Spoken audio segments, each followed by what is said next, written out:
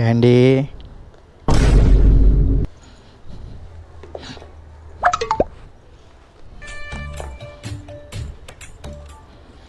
ಇನ್ನು ನಮ್ಮ ಮಗ ಒಂದು ಸ್ವಲ್ಪನೂ ಸೈಲೆಂಟಾಗೇ ಇರಲ್ಲ ಅಂತಾನೆ. ಹೇಳೋದು ಮರ್ತೆ, ಇವನು ಯಾರೋ ಹೊಸ ಕ್ಯಾಂಡಿಡೇಟ್ ಅಂತ ನೋಡ್ತಾ ಇದ್ದೀರಲ್ಲ, ಇವನೇ ನಮ್ಮ ಕ್ಯಾಂಡಿ, ನಮ್ಮ ಫ್ಯಾಮಿಲಿಗೆ ಹೊಸ ಮೆಂಬರ್.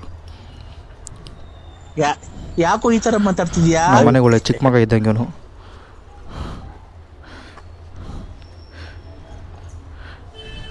ಹೇಳಿದ ಮತ್ತು ಒಂದು ಚೂರು ಕೇಳಲ್ಲ ನೋಡಿ. ಇರು ಎಲ್ಲಿಗೆ? ಏಯ್ ಹೋಗೋಣ, ಇರೋ ಹೋಗೋಣ. ನೋಡಿ ಇವಾಗ ಹೆಂಗೆ ಓಡ್ತಾನೆ ಅಂದರೆ ಒಲಿಂಪಿಕ್ಸಲ್ಲೂ ಬಿಡಲ್ಲ, ಹಂಗೆ ಓಡ್ತಾನೆ ನೋಡ್ರಿ. ನಡಿ ಕ್ಯಾಂಡಿ ನಡಿ ಸ್ಲೋ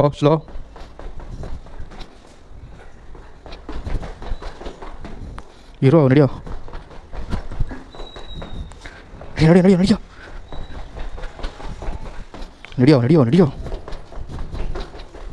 ಅಮ್ಮ ಹಾಂ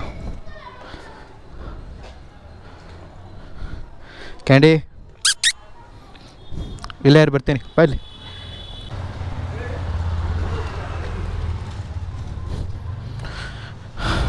ನನ್ನ ಮಗನ ಕರ್ಕೊಂಡು ಹೋಗೋಷ್ಟೊತ್ತಿಗೆ ಸಾಕಾಗುತ್ತೆ.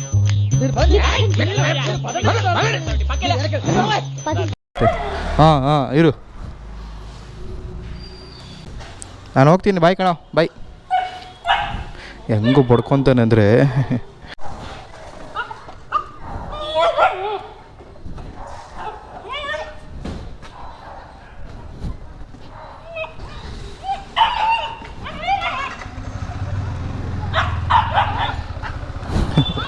ಹೆಂಗೆ ಬಡ್ಕೊಂತ.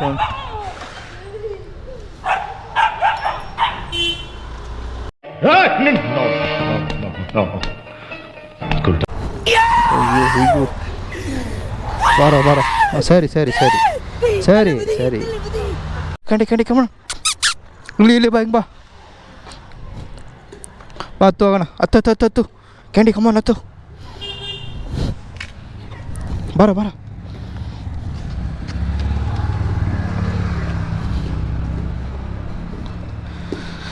ಹತ್ತು ಕುತ್ಕೊಂಡ್ರೆ ಕರೆಕ್ಟಾಗಿ ಕುತ್ಕೊಂತಾನೆ ಅವನು. ಹೋಗೋಣ.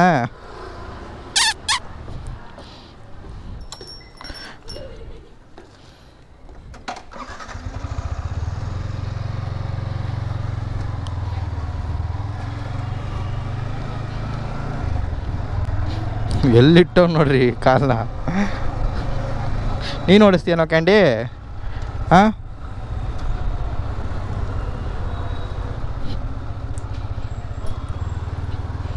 ನೀನು ಓಡಿಸ್ತೀಯ ಮಗನಲ್ಲಿ?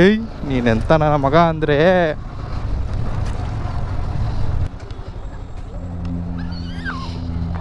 ಎಮ್ಮಿ ಅಂತಿ.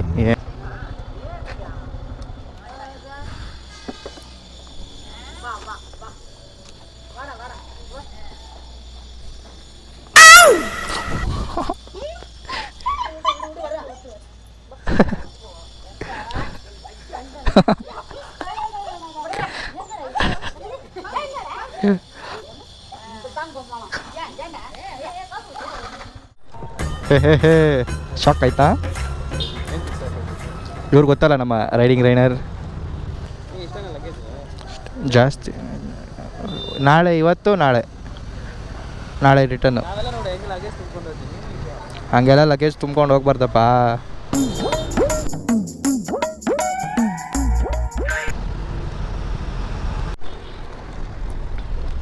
ಯಾರೆಲ್ಲ ಈ ಬನ್ನೇರುಘಟ್ಟ ಗುಟ್ಟಿಗೆರೆ ಹತ್ರ ಇರೋ ನೈಸ್ ರೋಡ್ಗೆ ಯಾರಾದರೂ ಬರ್ತಿರೋ, ಜುಲೈ 1 ಬರೀ UPI ಕಾರ್ಡು ಮತ್ತು ಫಾಸ್ಟ್ಯಾಗ್ ಬರುತ್ತಲ್ಲ, ಇದು ಮಾತ್ರ ಅಂತ ಅಷ್ಟೇ. ಸೊ ಈ ಮಂತಿಲ್ಲ, ಜುಲೈ 1. ಸೊ ಯಾರ್ಯಾರು ಈ ಕಡೆ ಬರ್ತಿರೋ ಅವರು ಸ್ವಲ್ಪ UPIನ ಮೇಂಟೈನ್ ಮಾಡ್ಕೊಳ್ಳಿ. ವೆದರ್ ರಿಪೋರ್ಟಲ್ಲಿ ಸಂಜೆ 5 ಗಂಟೆವರೆಗೂ ಮಳೆ ಬರಲ್ಲ ಅಂತ ಬಂತು. ಇವಾಗ ನೋಡಿದ್ರೆ ತುಂತುರು ಹನಿಗಳಾಗ್ತಾ ಇದ್ದಾವೆ. ಸೊ ಎಲ್ರಿಗೂ ನಮಸ್ಕಾರ, ನಾನು ನಿಮ್ಮ Hemanth. Welcome back to our YouTube channel Jack of Karunadu. So ಇವಾಗ ನಾವು ಎಲ್ಲಿಗೆ ಹೋಗ್ತಾ ಇದ್ದೀವಿ ಅಂತಂದರೆ ಧರ್ಮಸ್ಥಳ. ಸೊ ನೈಸ್ ರೋಡ್ ಹತ್ತಿದ್ದೀವಿ. ಇನ್ನು ನಮ್ಮ ಪಿಲಿಯನ್ ರೈಡರ್ ಒಬ್ಬರು ಅಲ್ಲಿ ವೆಯ್ಟ್ ಮಾಡ್ತಾಯಿದ್ದಾರೆ ನಮ್ಮ ಫ್ರೆಂಡು. ಅದಾದಮೇಲೆ ಕೋ ರೈಡರು ಅಂದರೆ ನಮ್ಮ ಜೊತೆ ಒಬ್ಬರು ರೈಡರ್ ಬರ್ತಾರೆ. ಅವರು ಕುಣಿಗಲ್ ಟೋಲ್ ಹತ್ರ ಇರಿ ನೀವು ಬರ್ತೀನಿ ಅಂತ ಹೇಳಿದ್ದಾರೆ. ಸೊ ಅವರು ಬಂದರು ಅಂತಂದರೆ ಇವಾಗ ಫಸ್ಟ್ ನಮ್ಮ ಹುಡುಗನ ಪಿಕ್ ಮಾಡ್ಕೊಂಡು ಅಲ್ಲಿಂದ ಕುಣಿಗಲ್ ಟೋಲ್ಗೆ ಹೋಗಬೇಕು. ಅಲ್ಲಿಂದ ನೆಕ್ಸ್ಟು ಧರ್ಮಸ್ಥಳ, ಸಕಲೇಶ್ಪುರ ಮತ್ತು ಇನ್ನೂ ಕೆಲವೊಂದು ಅಕ್ಕಪಕ್ಕ ಸುತ್ತಮುತ್ತ ಇರೋ ಪ್ಲೇಸಸ್ ಎಲ್ಲ ನೋಡಬೇಕು.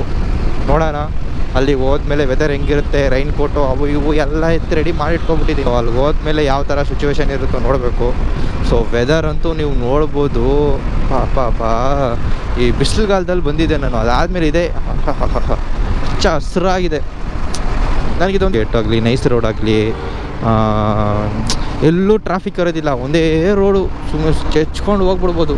ಮೈಸೂರು ರೋಡು ಯಾಕೆ ಕ್ಲೋಸ್ ಮಾಡಿಬಿಟ್ರು ಅಂದರೆ ಸುಮ್ಮನೆ ನಮಗೆ ಈ ಸ್ಕೂಟಿ ಈ ಥರ ಬಿಡ್ದಿರಾ ICC ವೆಹಿಕಲ್ಲು ಅಂದರೆ 150 ಮೇಲಿರೋ ಅಬೋವ್ 150 ಯಾವ್ಯಾವ ವೆಹಿಕಲ್ ಇತ್ತು ಅದನ್ನು ಮಾತ್ರ ಬಿಡೋ ಥರ ರೂಲ್ಸ್ ತೊಗೊಂಬರ್ಬೋದಾಗಿತ್ತು.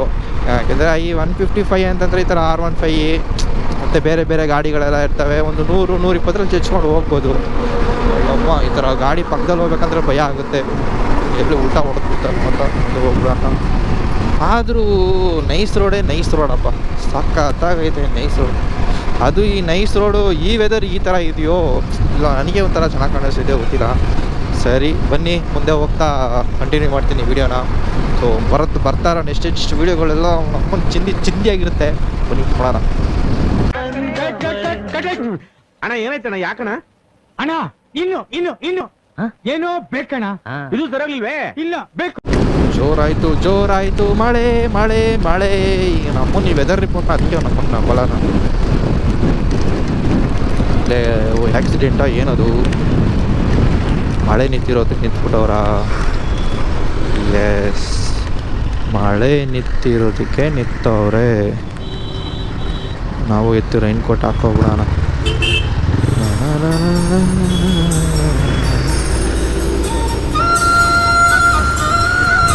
ಆವಾಗಲೇ ಎಷ್ಟು ಮಳೆ ಬಂತು ಗೊತ್ತಾ? ಈ ಬೆಂಗಳೂರು ವೆದರೇ ಹಿಂಗೆ ಏನು ಮಾಡ್ತಾನೆ. ಆವಾಗಲೇ ಫುಲ್ಲು ಮಳೆ ಬಂದು ನೆಂದೋಗ್ಬಿಟ್ಟಿದ್ದೀನಿ. ಇವಾಗ ನೋಡಿದ್ರೆ ಬಿಸಿಲು ಹೊಡಿತೈತೆ. ಏನು ಮಾಡೋದು? ಟೈಮ್ ಎಷ್ಟಾಯಿತು ಅಂದರೆ 2:33 ಆಗಿದೆ. ನಾವು ಮನೆ ಬಿಟ್ಟಿದ್ದು 12 ಗಂಟೆ ಆಯಿತು. ನಮ್ಮ ಫ್ರೆಂಡ್ನ ಪಿಕ್ ಮಾಡ್ಕೊಂಡು ಬರೋ ಅಷ್ಟೊತ್ತಿಗೆ ಇಷ್ಟೊತ್ತಾಗಿದೆ. ಸೊ ನೈಸ್ ರೋಡು, ಗೊಟ್ಟಿಗೆರೆಯಿಂದ ನೈಸ್ ರೋಡಿಗೆ ಬಂದು ಅಲ್ಲಿಂದ ನಮ್ಮ ಫ್ರೆಂಡ್ನ ಪಿಕ್ ಮಾಡಿಕೊಂಡು ಈ ಕಡೆ ಮಾಗಡಿ ರೋಡು ನೈಸ್ ರೋಡ್ ಮೇಲೆ ಹೋಗ್ತಾ ಇದ್ದೀವಿ. ಇವಾಗ ಇನ್ನು ಡೆಸ್ಟಿನೇಷನ್ಗೆ ಇನ್ನು ಎಷ್ಟು ಕಿಲೋಮೀಟ್ರ್ ಇದೆ ಅಂತಂದರೆ 287 ಇದೆ. ಸೊ ಮುಂದಕ್ಕೆ ಹೋಗ್ತಾ ನಮ್ಮ ಇನ್ನೊಬ್ಬರು ಕೋ ರೈಡರ್ ಬರಬೇಕು.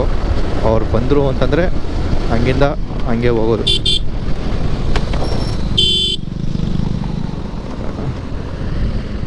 ಒಂದು ಹಂಗೆ ಹೋಗ್ಬೇಕು, ಲೌಡ ಹಿಂಗೆ ಹೋಗ್ಬೇಕು. ಸೆಂಟ್ರಲ್ಲಿ ಇದು ಮಾಡ್ತಾರೆ.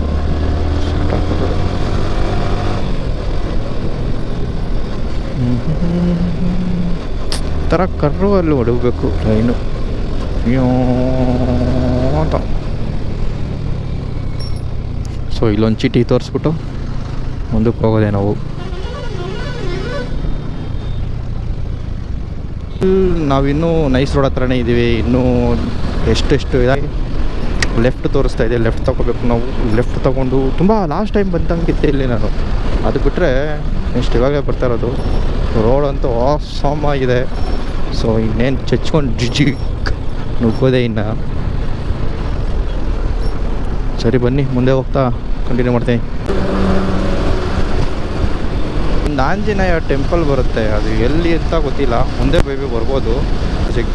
ಸಿಕ್ತಾ ಅಷ್ಟೊಂದು ಬಿಸಿಲು. ಇಲ್ಲಿ ನೋಡಿದ್ರೆ ಈ ಥರ ಇದ್ದವರು ಯಮ್ಮ. ಆಂಜನೇಯ ಈ ದೇಶನ ಚೆನ್ನಾಗಿಡಪ್ಪ, ನಮ್ಮ ರಾಜ್ಯನ ಚೆನ್ನಾಗಿಡಪ್ಪ. ಈ ಪೊಲಿಟಿಷಿಯನು ಈ ರಾಜಕಾರಣಿಗಳಿಂದ ತುಂಬ ಚೆನ್ನಾಗಿಡಪ್ಪ. ನನ್ನ ಮಕ್ಕಳು ಅವರೇ ದೋಚ್ಕೊಂಡು ತಿಂತವ್ರೆ. ನಾವು ದುಡ್ಡು ಕಟ್ಟಿ, ನಾವು ಟ್ಯಾಕ್ಸ್ ಕಟ್ಟಿ, ನಾವು ಅವ್ರ ಹತ್ರ ಹಂಚ್ಕೊಳ್ಳೋದಾಗ್ಬಿಟ್ಟೈತೆ. ಅವ್ರಿಗೊಂದು ಒಳ್ಳೆ ಬುದ್ಧಿ ಬರಬೇಕು. ಇಲ್ಲ ಆದರೆ ನಮ್ಮ ತಮಿಳ್ನಾಡಲ್ಲಿ ನಮ್ಮ ವಿಜಯ್ ನೋಡಿ, ಆ್ಯಕ್ಟರು ಏನು ಮಾಡ್ತಾನೆ, ಹಂಗೆ ಮಾಡ್ತಾನೆ, ಹಿಂಗೆ ಮಾಡ್ತಾನೆ ಅಂತಂದ್ಬಿಟ್ಟು ಕರ್ನಾಟಕದಲ್ಲಿರೋ ಪೊಲಿಟಿಷಿಯನ್ ಒಬ್ಬ ಹೇಳಿದ್ದ. ನೋಡಿದ್ರೆ ಅವನೇ ಶೇಕ್ ಹ್ಯಾಂಡ್ ಕೊಟ್ಕೊಂಡು ಇದು ಮಾಡ್ತವ್ರೆ.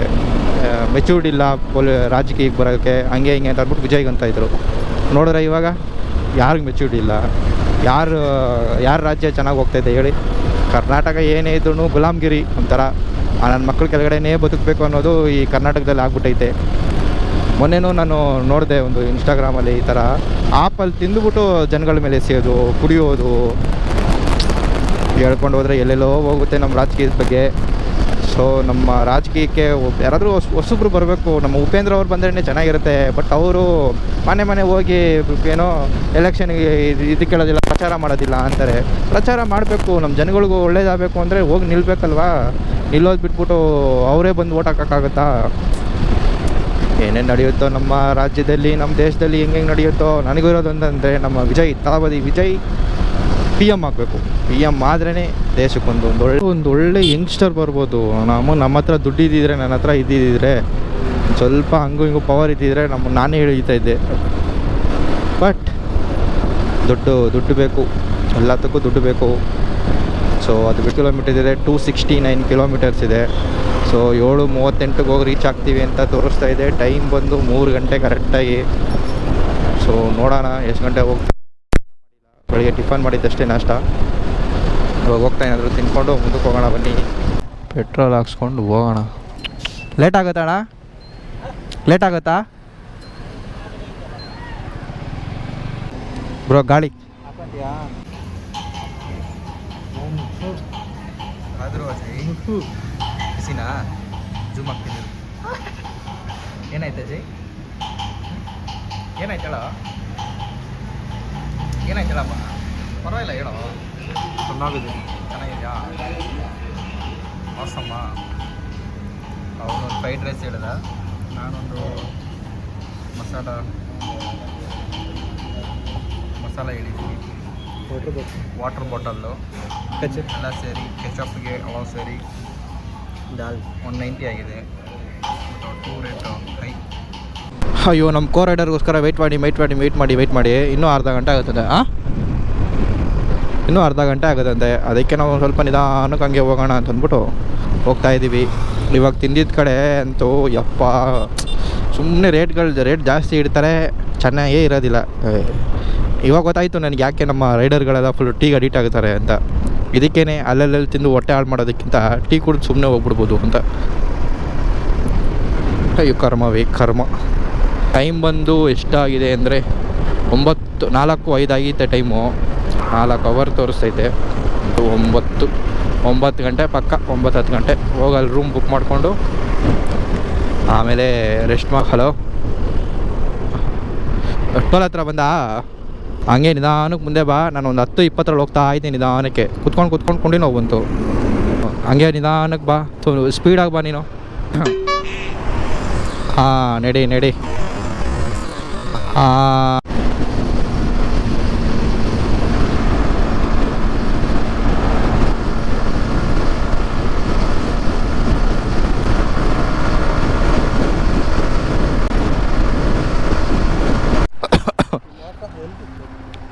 ಏನು ಟೀ ಬ್ರೇಕ್ ತಗೊತಾ ಇದ್ದೀವಿ.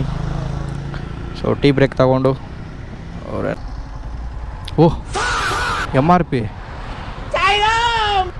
ಯಮ್ಮ ಬಾರು ಟೀ ಕುಡಿಯೋಣ ಅಂತಂದರೆ ಬಾರು ಇದು. ಏಂತಕ್ಕೆ ನಿಲ್ಸಿದ್ದು? ಎಲ್ಲೈತೆ ಟೀ? ಅದು ಬಾರದು.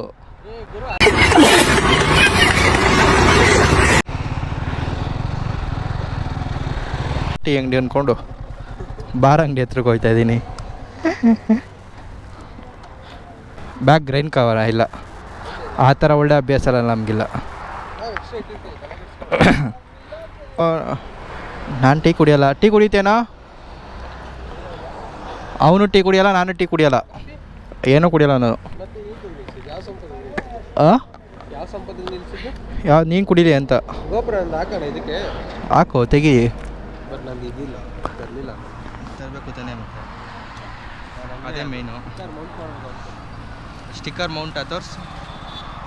ಇಲ್ಲಿಂದ ನಾವು ಮೈಸೂರು ಹೈವೇ ಅಂತಲೇ ಬರುತ್ತೆ. ಕುಣಿಗಲ್ ಹೈವೇಯಿಂದ ಹೋಗ್ತಾ ಇದ್ದೀವಿ. ಸೊ ಇನ್ನೇನು ಜಸ್ಟ್ ಒಂದು 250 ಕಿಲೋಮೀಟ್ರ್ ಇದೆ. ಇಲ್ಲಿಂದ ಹೋದ್ವಿ ಅಂತಂದರೆ ಸೀದಾ ಹಾಸನಿಂದ ಸಕಲೇಶ್ಪುರದಕ್ಕೆ ಹೋಗೋಷ್ಟಕ್ಕೆ ನಮ್ಗೇನಿಲ್ಲ ಅಂತಂದ್ರೂ ಮಿಡ್ ನೈಟ್ ಆಗಲ್ಲ, ಬಟ್ ಕತ್ಲಾಗ್ಬಿಡುತ್ತೆ, ಏನೂ ನೋಡೋಕ್ಕಾಗಲ್ಲ. ಬರೋಬೇಕಾದ್ರೆ ಎಲ್ಲ ನೋಡ್ಕೊಂಬರ್ಬೇಕು. ಸೊ ಬನ್ನಿ ಮುಂದೆ ಹೋಗ್ತಾ ಕಂಟಿನ್ಯೂ ಮಾಡ್ತೀನಿ. ಇನ್ನೂ ಹಾಸನ ರೋಡಲ್ಲಿ ಹೋಗ್ತಾ ಇದ್ದೀವಿ. ಸೊ ಒಂದಕ್ಕೆ ಅರ್ಜೆಂಟ್ ಆಯ್ತು ಅಂತ ಅಂದ್ಬಿಟ್ಟು ನಿಲ್ಲಿಸಿದ್ದೀನಿ. ಸೊ ಇನ್ನೂ 95 ಕಿಲೋಮೀಟ್ರ್ ಇದೆ ಹಾಸನ್ಗೆ. ಸೊ ಹಾಸನ್ಗೆ ರೀಚ್ ಆದಮೇಲೆ ನೋಡೋಣ. ನೋಡಿ ಅಲ್ಲಿ ಬಿಟ್ಟಿದ್ದಾರಲ್ಲ ಅವರೇ ನಮ್ಮ ಕೂರಡೆಯರು ಮತ್ತು ನಮ್ಮ ಪಿಲಿಯನಿಯರು. ಬಟ್ ವ್ಯೂ ಅಂತೂ ಸೂಪರ್ ಆಗೈತೆ, ಒಂದ್ಸಲ ನೋಡಿ.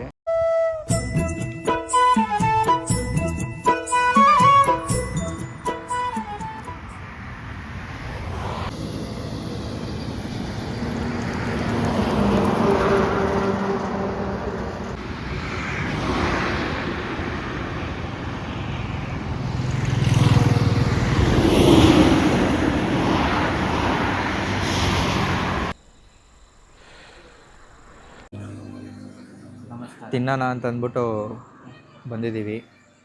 ಸದ್ಯಕ್ಕೆ ಇವಾಗ ಸಕಲೇಶ್ಪುರಕ್ಕೆ ಇನ್ನೊಂದು 80 ಕಿಲೋಮೀಟರ್ಸ್ ಇದೆ. 80 ಕಿಲೋಮೀಟರ್ಸ್ ಇದೆ. 75 70ನಾ ಒಂದು 70 ಇದೆ. ರೂಮ್ ನಾನು ತಿನ್ನಲ್ಲ. ನಾನು ಹೊರಗಡೆ ಬಂದರೆ ನಾನು ಜಾಸ್ತಿ ತಿನ್ನೋದೇ ಇಲ್ಲ. ನಾನು ತಿನ್ನಲ್ಲ. ಇವ್ ನನ್ನ ಮಗನ ಬಗ್ಗೆ ಗೊತ್ತು, ಇವನು ತಿನ್ನಲ್ಲ. ಒಂದು ಚಿಕನ್ ಕರಿ ಹೇಳಿದ್ರೇ ಸಾಕಾಗಿರೋದು.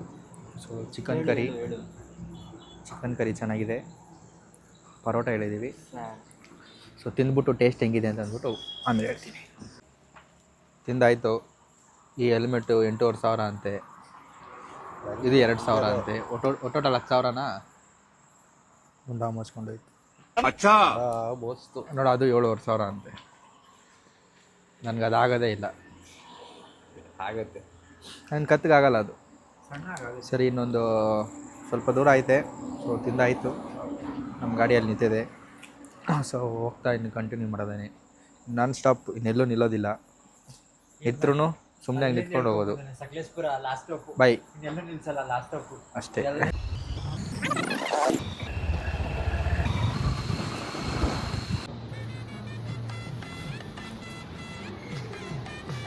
ಇದು ನಿನಗೆ ಬೇಕಿತ್ತ ಮಗನೇ.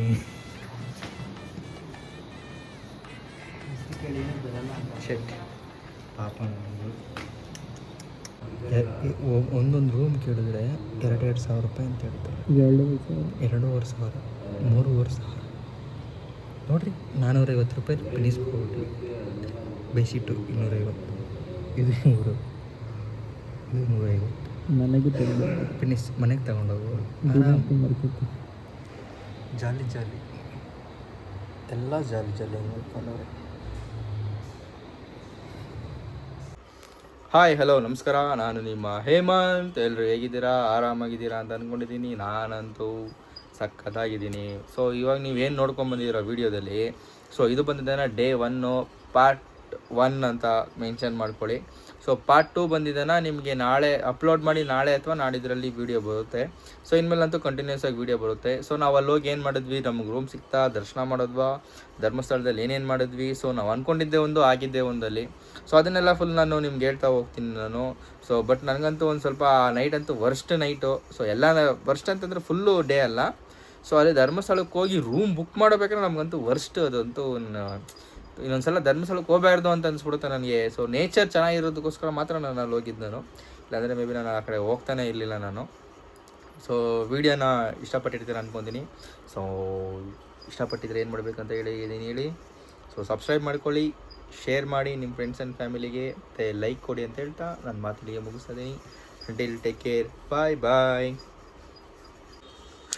ಇರಿ ಇನ್ನೊಂದು ಹೇಳೋದು ಬರ್ತದೆ. ಸೊ ಬೆಂಗಳೂರಲ್ಲಿ ರೋಡ್ಗಳು ಸರಿ ಇಲ್ಲ. ಸೊ ಹುಷಾರಾಗಿ ಹೋಗಿ. ಬೈಕ್ ಎತ್ತಬೇಕಾದ್ರೆ ಹೆಲ್ಮೆಟ್ ಅಂತೂ ಹಾಕ್ಕೊಂಡಿರೋ ಹೋಗಬೇಡಿ. ಇಷ್ಟು ಹೇಳ್ತಾ ನಾನು ಮುಗಿಸ್ತೇನೆ. ಅಂಟಿಲ್ ಟೇಕ್ ಕೇರ್, ಬಾಯ್.